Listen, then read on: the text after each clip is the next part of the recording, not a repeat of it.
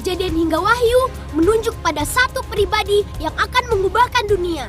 Anak Allah, Tuhan Yesus.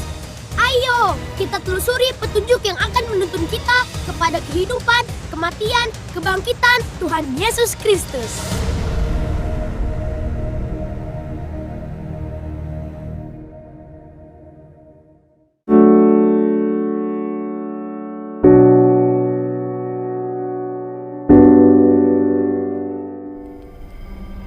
Hai teman, ini Gizmo. Kisah Musa adalah petualangan yang luar biasa.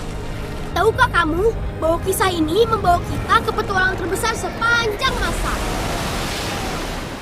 Orang Israel adalah budak di Mesir.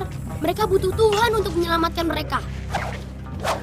Kita juga adalah budak. Meski tak terlihat seperti budak, kita adalah budak dosa. Dosa adalah ketika kita tidak taat pada Tuhan dan kita semua telah berdosa. Hukuman dosa ialah maut. Seperti orang-orang Israel, kita juga butuh Tuhan untuk menyelamatkan kita. Bangsa Israel mulai melarikan diri pada Paskah malam pertama, saat semua anak sulung di Mesir meninggal. Pelarian kita dari dosa membutuhkan kematian anak sulung, anak tunggal Allah, Tuhan Yesus. Pada hari Paskah, Tuhan menyuruh bangsa Israel untuk mengambil darah domba yang tak bercacat, lalu mengoleskannya pada pintu rumah mereka dengan batang hisop. Lalu malaikat maut melewati rumah-rumah yang sudah ditandai, dan darah itu menyelamatkan nyawa mereka. Tindakan ini menunjuk pada pengorbanan Yesus yang mati di salib. Waktu Yohanes Pembaptis melihat Yesus, dia berkata, "Lihatlah anak domba Allah yang menghapus dosa dunia." Yesus tak bercacat dan tak berdosa. Rasul Petrus berkata, "Kamu diselamatkan dengan darah yang mahal, yaitu darah Kristus yang sama seperti darah anak domba yang tak bernoda dan tak bercacat." Batang hisop adalah bagian penting dalam penyaliban Yesus.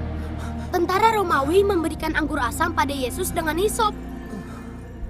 Dan seperti orang Israel yang selamat berkat darah anak domba pada pintu rumahnya, setiap orang yang percaya pada Yesus diselamatkan oleh darahnya.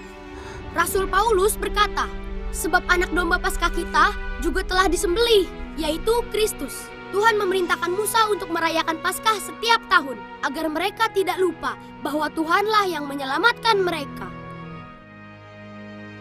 Yesus merayakan Paskah dengan murid-muridnya pada malam sebelum kematiannya. Pada kesempatan itu, Yesus menekankan bahwa Paskah adalah petunjuk kepadanya. Ambil dan minumlah, sebab inilah darahku, darah perjanjian, ditumpahkan bagi manusia demi pengampunan dosa. Selama perjamuan Paskah, roti yang khusus dipecah-pecahkan dan dibagikan untuk dimakan untuk semua orang. Roti ini disebut afikomen. Nama ini berasal dari kata yang artinya yang akan datang. Waktu Yesus membagikan afikomen kepada murid-muridnya, dia menyatakan dialah sang afikomen yang akan datang. Inilah tubuhku yang diserahkan bagimu. Perbuatlah ini jadi peringatan akan aku. Yesus adalah anak domba Allah yang darahnya menebus semua orang percaya. Melalui pengorbanan anak domba, kita semua mempunyai pengharapan. Dan Tuhan akan menghapus air mata mereka.